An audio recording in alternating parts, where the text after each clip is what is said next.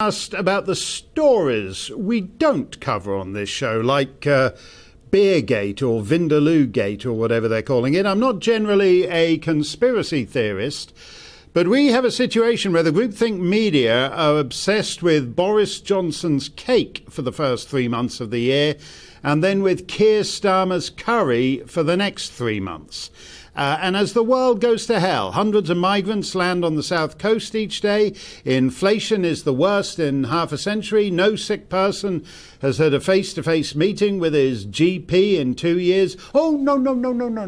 More cake and let's wash it down with a chicken masala. And so we can't see the forest for the Black Forest Gatto. The forest is this.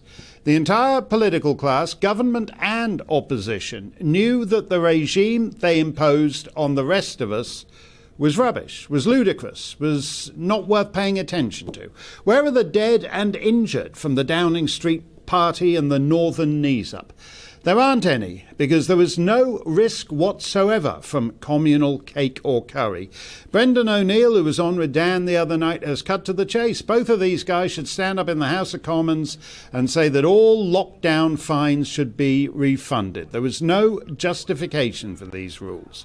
The only interesting point about Cakegate and Currygate is that the contempt for you is bipartisan. Both government and opposition know the whole thing was a crock, but they did it to you anyway. They should put it on the ballot. Party of cake versus party of curry. As I've said, my priority is that the last 2 years must never happen again. Sweden didn't lock down, and Sweden had no excess mortality at all under the age of 75. Every Swede had curry, every Swede had cake, every Swede had curry cake. It's a chocolate sponge with vindaloo filling, glazed with rice drizzled in chutney and poppadom sprinkles. Every Swede under 75 had a normal life. So demand a nationwide refund of the lockdown fines and quit wasting your life yakking about curry and cake. We need less media groupthink, a lot less. Instead, the online harms bill will give us more. 6 days ago, I interviewed two ladies, Vicky Spitt and Charlotte Wright, widowed by a vaccine that their husbands never had any need to take.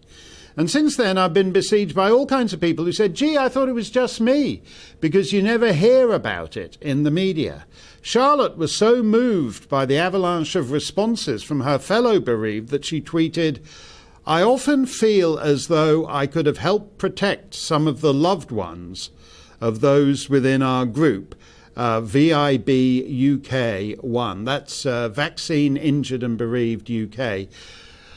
Within our group, the ones that passed so many months after Stephen, had I been allowed to speak out. It breaks my heart further. Allowed to speak out. The media groupthink meant that only the official narrative was heard, and when GBNews decided to break from the groupthink, the pseudo-butch boys at Talk Radio decided to scoff publicly at Charlotte, as if she's making up her widowhood just to get on telly. We need an end to the groupthink, not just on COVID, but on climate change, mass immigration, and any number of other issues. Instead, Nadine Dorris's online harms bill will make the groupthink worse and will tie up dissenting voices in time-wasting appeals of censorship, as our friends at the Conservative Woman website are currently tied up thanks to the commissars of the BBFC, the British Board of Film Censors. A century ago, Ring Lardner, the great American short story writer, summed it up in 4 words. Shut up, he explained. That's the online harms bill. Shut up, he explained. That's the British Board of Film Censors to the Conservative Woman. Shut up, he explained. That's Talk Radio to the vaccine widows. Shut up, he explained. Last night, Dan Wootton interviewed Alex Mitchell, who got the vaccine and had to have his leg amputated.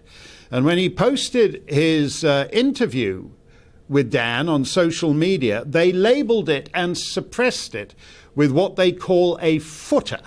That's the announcement at the bottom. He's lost his foot to AstraZeneca, but they still give him a footer to tell the world he's just faking his footlessness. Shut up, they explained.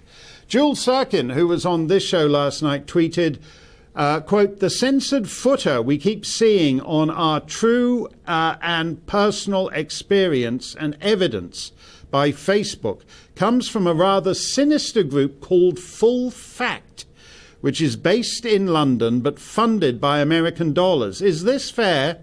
Always the money talking, never the person. That's very true. Always the money talking, never the person. Full Fact is funded by American bazillionaires who use their self-proclaimed status as fact-checkers. Fact-checkers, what a joke that is. Did they send someone round to fact-check how many legs Alex Mitchell actually has?